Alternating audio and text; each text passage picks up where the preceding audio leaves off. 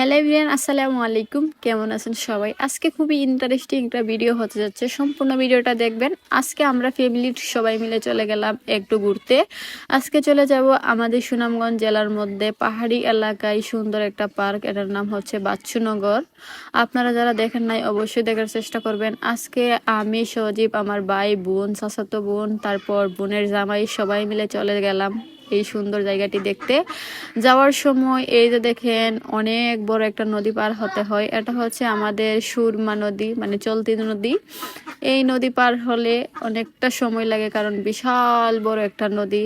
আর এই জায়গাটায় যাইতে গেলে অনেক কষ্ট করতে হয়। এই যে দেখেন আমরা নদী বসে পড়লাম নৌকাতে, আর নদীটা দেখতেছি কত বড়, পার হতে প্রায় অনেক সময় লেগে গেছে। এই যে দেখেন আপনাদের সাথে একটু শেয়ার করতেছি যেন আপনারাও আসতে পারেন। তারপর এটা পার হয়ে আবার উঠে গেলাম অটোতে। আসলে এখানে গাড়ির চাহিদা একবারই কম, গাড়ি পাওয়া যায় না। আমরা অনেক সময় অপেক্ষা করার পর একটা গাড়ি পেলাম, তাও অনেক মানুষ ছিল, কোনো মতে বসেছিলাম। যাই হোক, রাস্তার পাশটা অনেকটা সুন্দর ছিল, জায়গাগুলো সুন্দর, কিন্তু এইদিকে এত একটা সুবিধা না। এই যে দেখেন বাচ্চুনগর পিকনিক সেন্টার, এখানে মানুষ আসে দেখার জন্য, একটা পাহাড়ি এলাকা। আর এই যে দেখেন এখানে টিকিট কাটা হচ্ছে 40 টাকা করি একজনের।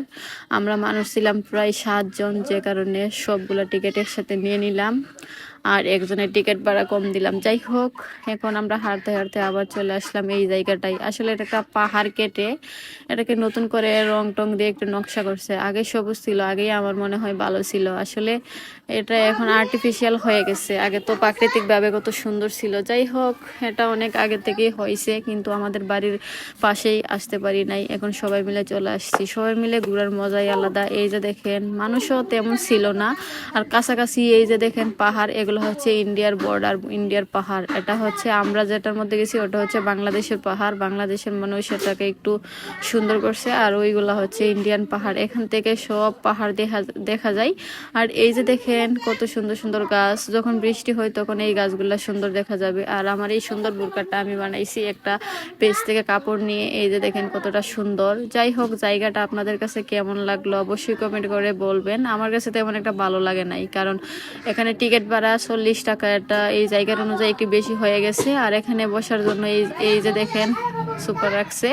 যাই হোক, অনেক ক্লান্ত লাগছিল, এখানে গিয়ে একটু বিশ্রাম নিলাম। তারপর ভাই বোন একটু হেঁটে হেঁটে জায়গাটি দেখতেছি।